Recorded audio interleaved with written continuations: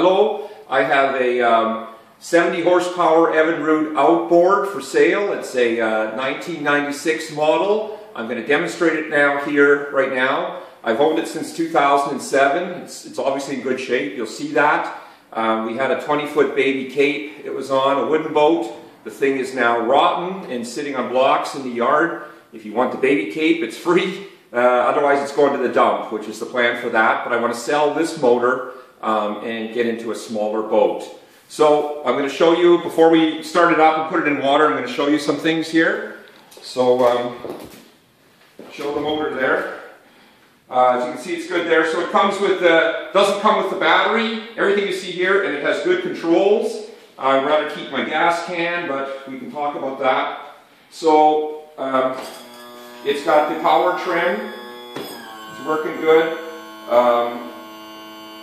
So you see it's going, you can trim it up down there. I just had it in the water there, so it's leaking water now. I took the water out. So I'm going to show you going up again. There we go. There's the power trim. And the trim mode, and then it'll go faster once it's off the pistons. And comes clear of the water. I'm not going to go all the way because it'll hit the steering piece on the workbench there.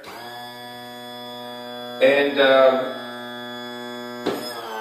we're going to start it up in a minute. All I have to say is we live in Tantallon. You can come in here in the garage, start it up, play with it, and if you want to buy it, a couple of us here, it weighs about 220 pounds.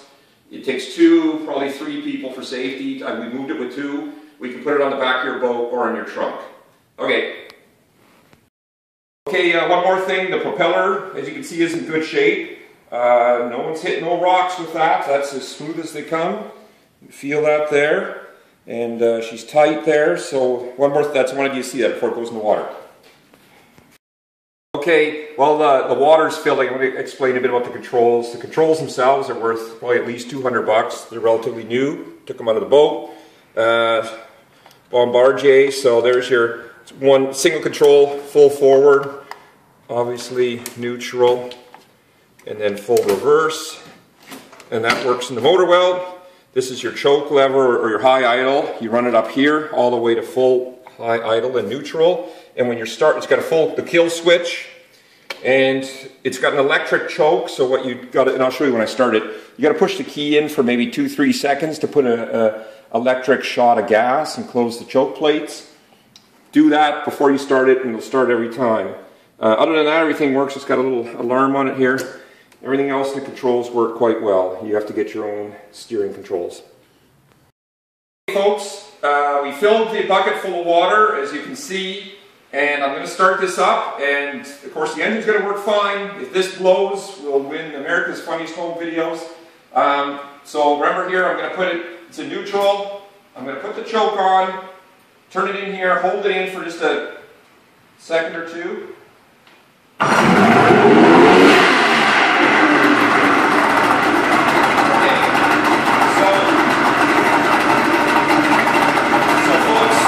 Get the P valve here. Obviously I can't get it deep enough to cover the exhaust, but that's still cold, but it'll warm up shortly. I don't have a clue what's going to happen in here when I put it in gear.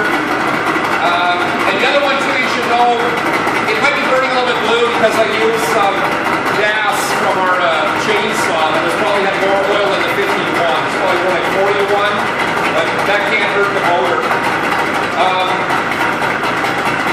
So I'm going to turn it off. Okay, so it's off right now, and keep an eye on it. I'm going to start it again.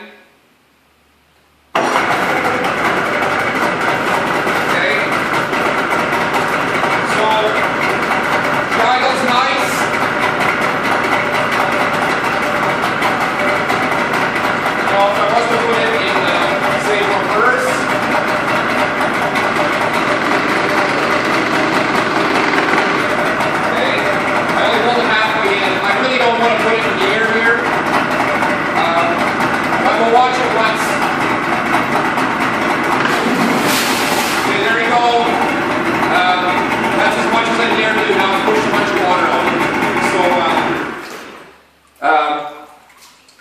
It's, anyways, like I said, the gas is probably, I got probably mixed at 40 to 1, it should be 50 to 1. It's a bit bluer, but she's good. So I encourage you to come here. I'm asking, well, you'll see what's posted there. I'm going to think about what I'm asking for it. Thank you.